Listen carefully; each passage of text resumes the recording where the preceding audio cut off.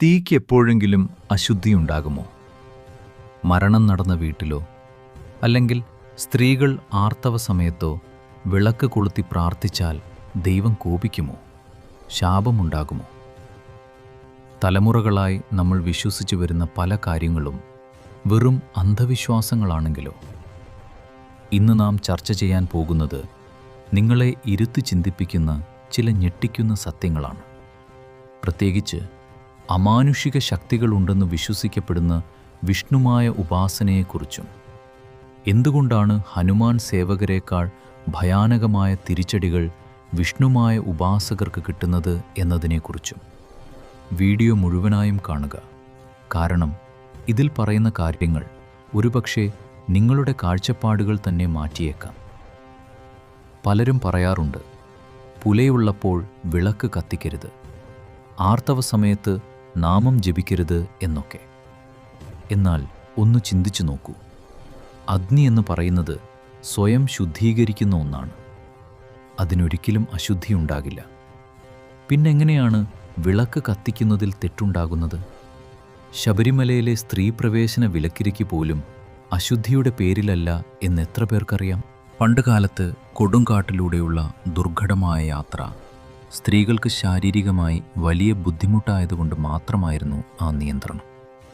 പക്ഷേ കാലക്രമേണ അതൊരു അശുദ്ധിയായി നമ്മൾ തെറ്റിദ്ധരിച്ചു. യഥാർത്ഥത്തിൽ നാമജപം എന്നത് നമ്മുടെ ഉള്ളിലെ ഈശ്വര ചൈതന്യത്തെ ഉണർത്താനുള്ളതാണ്. അതിന് ബാഹ്യമായ ഒരു അശുദ്ധിയും തടസ്സമല്ല. നമ്മളിൽ പലരും വെറും വിശ്വാസികൾ മാത്രമാണ്. അതായത് കാര്യം സാധിക്കാൻ വേണ്ടി മാത്രം അമ്പലത്തിൽ പോകുന്നവർ.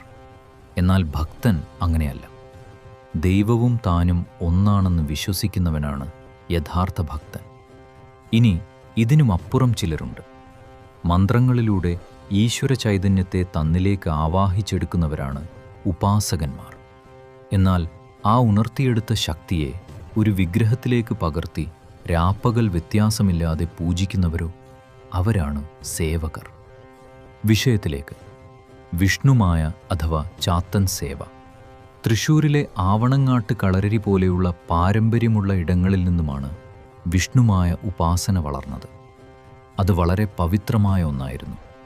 എന്നാൽ ഇന്ന് സംഭവിക്കുന്നതെന്താണ്? പണമുണ്ടാക്കാൻ വേണ്ടി മാത്രം നമ്മുടെ നാട്ടിൽ കൂണുപോലെ മുളച്ചു പൊന്തുന്ന വ്യാജ മഠങ്ങൾ നിങ്ങൾ കണ്ടിട്ടില്ലേ? ദൈവത്തിൻ്റെ പേരിൽ നടക്കുന്ന തുള്ളലുകളും വ്യാജ പ്രവചനങ്ങളും ഇന്ന് ഒരുപാട് പേരെ ചൂഷണം ചെയ്യുകയാണ്. ഓർക്കുക സുഹൃത്തുക്കളെ, വിഷ്ണുമായ എന്നത് വെറുമൊരു മാന്ത്രിക വിദ്യയല്ല. അത് സാക്ഷാൽ ധർമ്മത്തിൻ്റെ മൂർത്തിയാണ്. ധർമ്മത്തിൽ നിന്ന് വ്യതിചലിച്ച് എന്തെങ്കിലും പ്രവർത്തിക്കാൻ ഒരു വിഷ്ണുമായ സേവകൻ തുനിഞ്ഞാൽ ഹനുമാൻ സേവകർക്ക് കിട്ടുന്നതിനേക്കാൾ എത്രയോ ഇരട്ടി ഭയാനകമായ തിരിച്ചടിയാകും അവർക്ക് നേരിടേണ്ടി വരിക. അവസാനമായി ഒരു കാര്യം കൂടി പറയാം. ഈശ്വരന് പ്രത്യേകിച്ച് ഒരു പേരോ രൂപമോ ഇല്ല. അത് ചിത്രകാരന്മാരുടെ ഭാവനകൾ മാത്രമാണ്.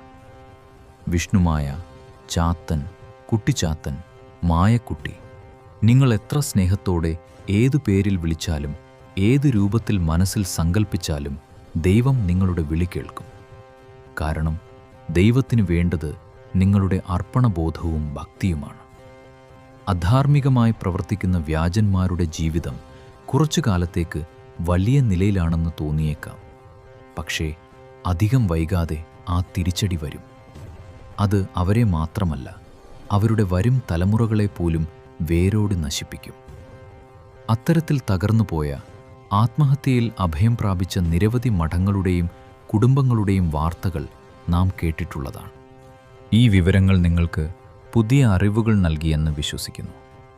ഇത്തരം ആചാരങ്ങളെക്കുറിച്ചും വിശ്വാസങ്ങളെക്കുറിച്ചും നിങ്ങളുടെ അഭിപ്രായങ്ങൾ എന്താണ്? താഴെ കമൻ്റ് ചെയ്യുക. ഈ വീഡിയോ നിങ്ങൾക്ക് ഇഷ്ടപ്പെട്ടെങ്കിൽ തീർച്ചയായും ലൈക്ക് ചെയ്യുക. സുഹൃത്തുക്കൾക്കും കുടുംബാംഗങ്ങൾക്കും ഷെയർ ചെയ്യുക. ഇതുപോലുള്ള വ്യത്യസ്തമായ അറിവുകൾക്കായി ഇപ്പോൾ തന്നെ ചാനൽ സബ്സ്ക്രൈബ് ചെയ്യുക. ബെൽ ഐക്കൺ കൂടി അമർത്തിയാൽ പുതിയ വീഡിയോകൾ പെട്ടെന്ന് നിങ്ങളിലേക്കെത്തും. മറ്റൊരു കിടിലൻ വീഡിയോയുമായി വീണ്ടും കാണാം. നന്ദി, നമസ്കാരം. ശ്രീ വിഷ്ണുമായ കുട്ടിച്ചാത്തൻ സ്വാമിയുടെ അനുഗ്രഹം ഏവർക്കും ഉണ്ടാകട്ടെ. ശ്രീ വിഷ്ണുമായ സ്വാമി ശരണം.